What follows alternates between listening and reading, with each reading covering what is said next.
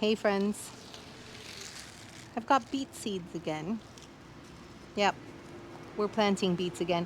I know this must feel like deja vu, but it's happening. We'll see what's up. Yep.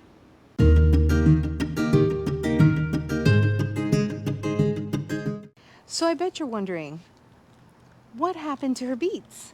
Didn't she just plant beets? You're right, I did just plant beets. I planted them back there. Yep, that whole bed, I put in 4 seed packets of beets. And then this guy ate them. All of them. All of my seedlings popped up and the iguanas came through and ate them. The iguana problem has been mitigated again, but the season is changing. It's beautiful out and I'm choosing to be positive. I'm going to use this box where I harvested sweet potatoes from last. I have reconstituted it. I need to even out the soil in here. And I'm going to put in the beets in this box. I'm going to end up using this ground box for tomatoes. I have really beautiful San Marzano starts that I started from seed. I'm really excited about. So we're going to put those into the ground box and just move forward. This one, stick with me. I'm going to prep this box and we're going to get the seeds in for the beets. And hopefully we won't have an iguana situation again. All right, friends, so I've got my measuring apparatus. It's just a stir stick, like a paint stir stick that has your ruler on it. So I'm going to use this because these guys have to be planted every 4 inches apart. So I'm going to be doing that all the way through. 4 inches from there is here. 4 inches from there is there. There's my first hole.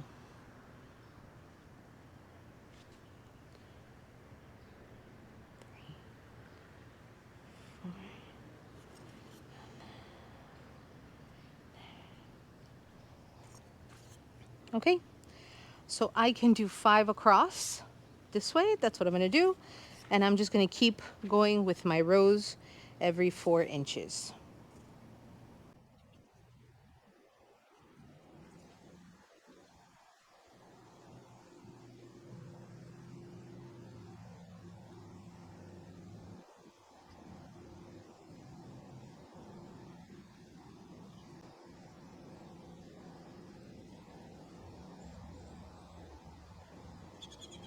All right, guys, so we're using the Detroit, let me see if you can see that, the Detroit dark red beet, USDA organic.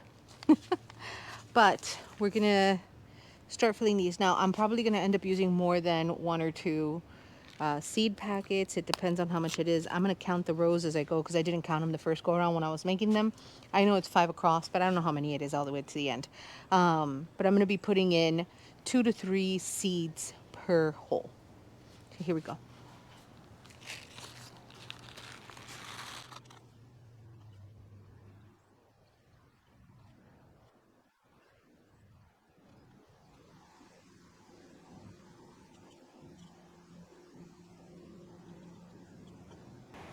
Okay, friends, so we have 21 rows long, 5 rows across.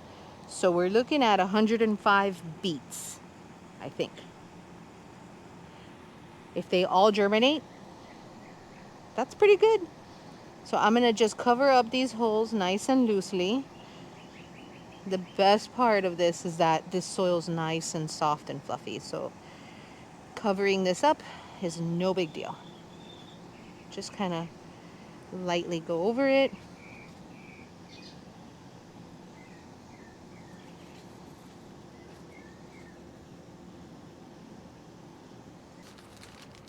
So friends, we're getting ready to plant these tomatoes. I've got them all lined up behind me here where they're gonna go. And I'm gonna show you my secret weapon. Garden lime and dead fish. Yep. So when we go fishing, we keep, for instance, we'll keep the carcass, like we'll fillet the fish, keep the carcass, there's its head and its tail. And then if we have leftover bait. That's what this is. We'll keep the bait so it's not going to waste. This is still gonna feed us, just in a different way. So here's the secret, right? We're gonna dig down twice as deep as the tomato would normally go, right?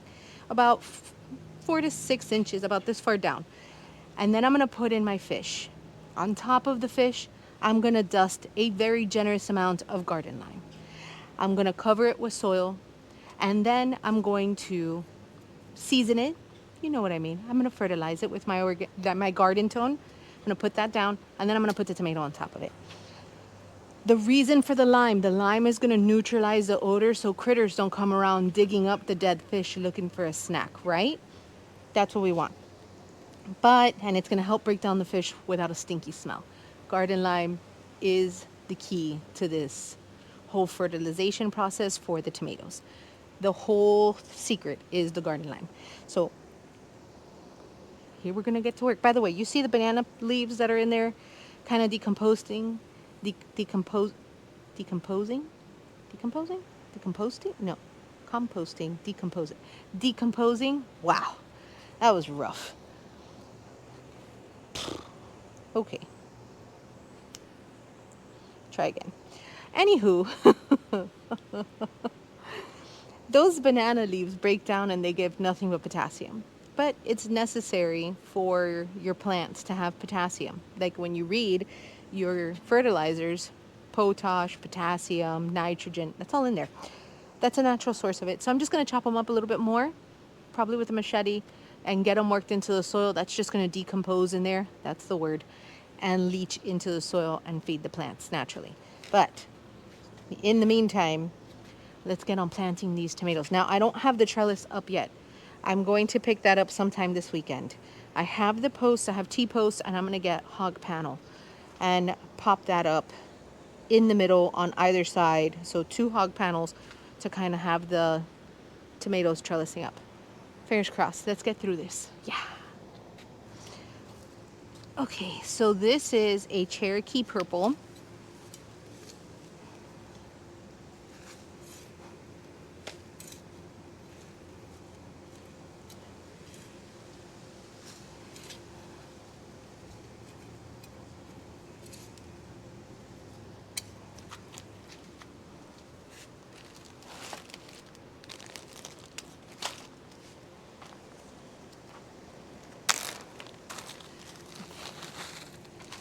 A couple pieces of bait fish.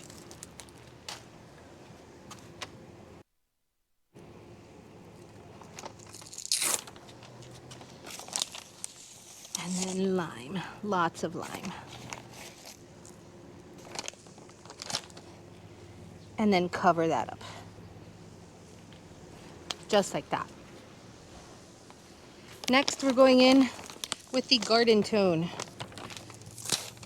This is just like an all-purpose, all-around fertilizer. Okay? There. I'm gonna take this guy right in there. And then now, here's the deal. I didn't do this. I'm gonna do this on the camera. You see these little leaves? Pop them off. Right?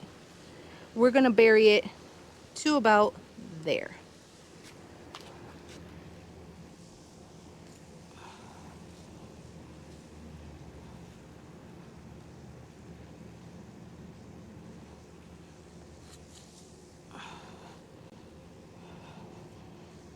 There we go. First tomato is in the ground. And we are planting. Planting, planting, planting. Yes.